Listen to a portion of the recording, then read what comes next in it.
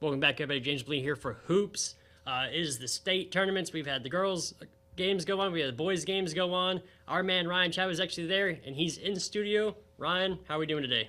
I mean, the basketball season is officially in the books, and like all the state games were held over the past 2 weekends at the Alamo Dome in San Antonio. And yeah, I saw a lot of good basketball. I saw a lot of lopsided basketball, and it ended up being pretty much the same as the football state championships go, where some of the games are great and some of them are very lopsided. But overall, great experience. The South Plains ended up with 2 state champions coming out of the Lubbock area this year, and the first one was the Lubbock Monterey Lady Plainsmen. Well, we'll get into all that here in a second. Before we do, here's a quick word from Whataburger. The honey butter chicken biscuit at Whataburger, available from 11 p.m. to 11 a.m. But it's not that time right now. Once again, our desires are denied by, ooh, look, the honey barbecue chicken strip sandwich. That'll hold us over till 11 p.m. What a burger. All right, let's go ahead and talk about the girls real fast. Let's just go ahead and talk about Monterey. Aaliyah Chavez won MVP, right?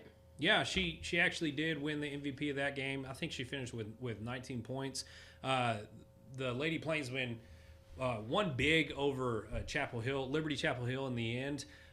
But it was definitely one of those games where the rest of the Lady Plainsmen had to step up and help. They had a sophomore forward on the inside there who was an absolute beast on defense and on the boards, while Chavez kind of ran the offense. So it was finally like an exclamation point on a great high school career for her. I know she's got a lot of big things ahead of her in the future, but the one knock against her has always been that she hasn't won a state championship. Well, now she has. The Lady Plainsmen cap off a season where they were ranked as high as number 1 at one point and as low as number 5, but they're the state champions. All right. And she has her decision coming up, doesn't she, here in, what, a couple weeks, right? Yeah. She's going to decide where she's going to go play college ball. Yeah, March 25th, she's officially going to make her decision, and I think it's narrowed down between USC, Texas, and Texas Tech right now.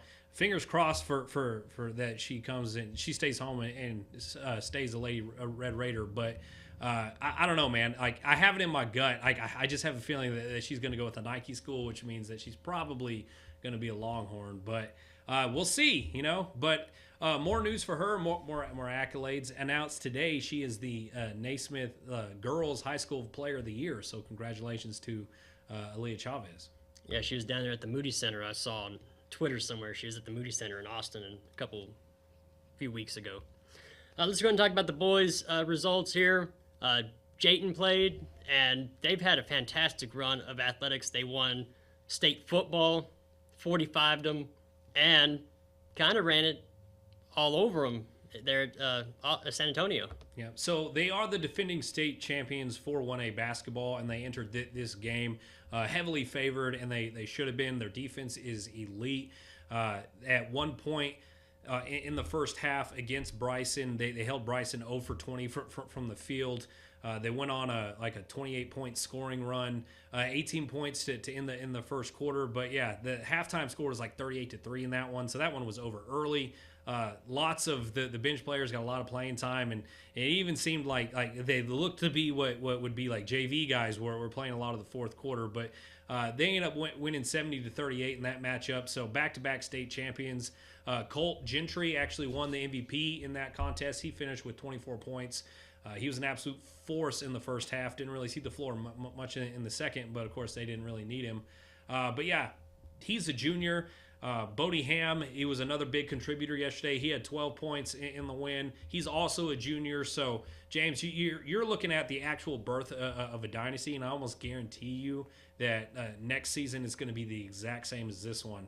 The Triple Crown back-to-back state champions is not out of their reach. Well, I mean, if Colt Gentry and Bodie Ham were names I said a lot during football, during our state show in football, just blowing it up here left and right. So, they are. What's going on with these small schools, man? Benjamin was really good, and they were just good at everything, and now Jayton's good, and they're good at everything. How do they find these athletes? I think it has something to do with the way these coaches start so young with these players. I actually asked Coach Bleicher during the press conference, like, now that you've won back-to-back state championships, like, how do you continue this success moving forward? And he basically said it starts with the younger kids. Like, when they're in elementary school, they all want to high five the high school guys. Like, they all look up to them. They all want to be them, you know. And so if you grow up in that culture, just knowing basically excellence, then you're going to know what to expect by the time you get there.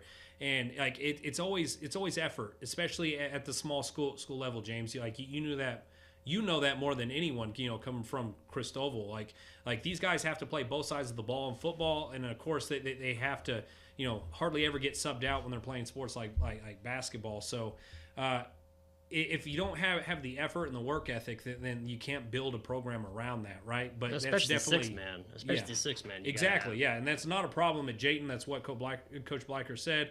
He said, like, I've never had to coach effort. It's been a real pleasure to coach these guys, and he's saying goodbye to some seniors, but like I said, this team's going to be almost just as good next year.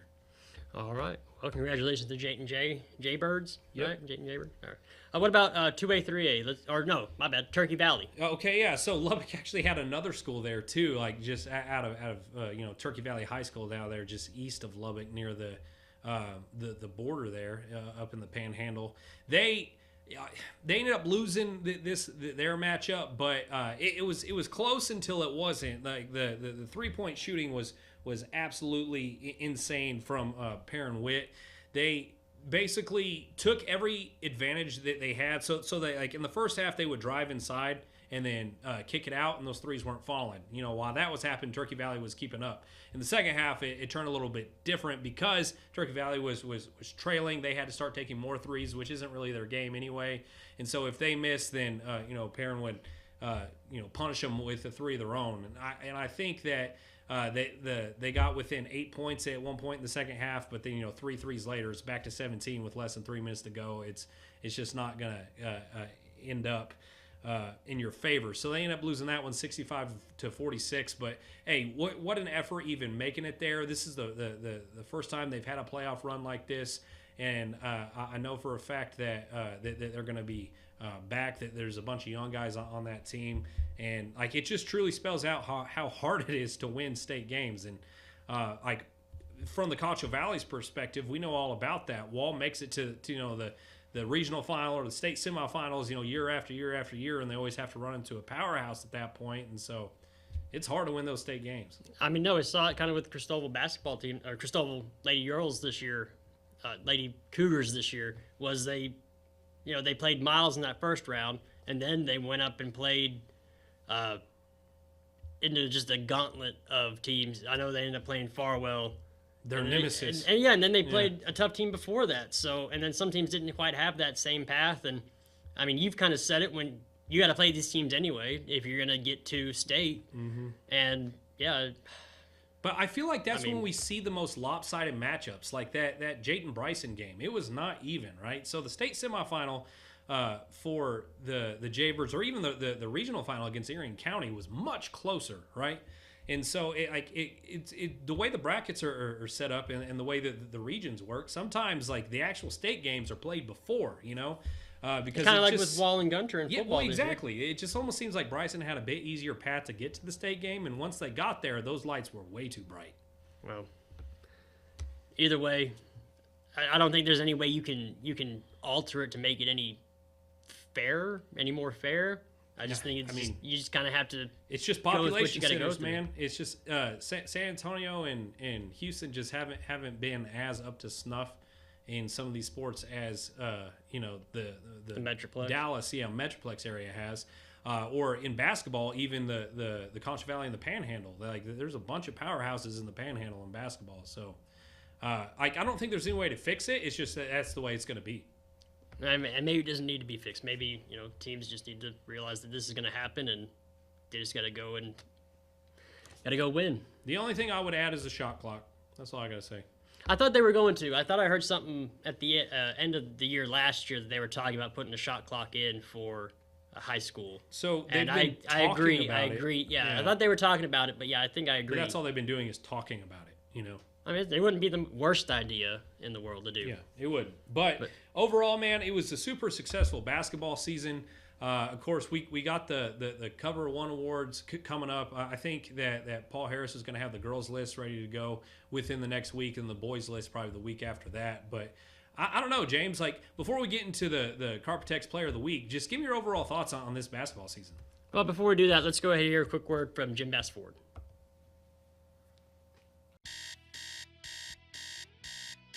It's time. It's Truck Month at Jim Bass Ford. So it's time for you to save thousands, like $6,000 off a new 24 Ford Bronco. Are you serious? I'm real serious. Get $6,000 off a new Ford Bronco. But this won't last forever. Hurry down to Jim Bass Ford, Houston Hart and Arden Road, or 24/7 at bassbots.com. All right, let's talk about, before you ask me, let's ask you, Chad, what was your big takeaway from basketball this year?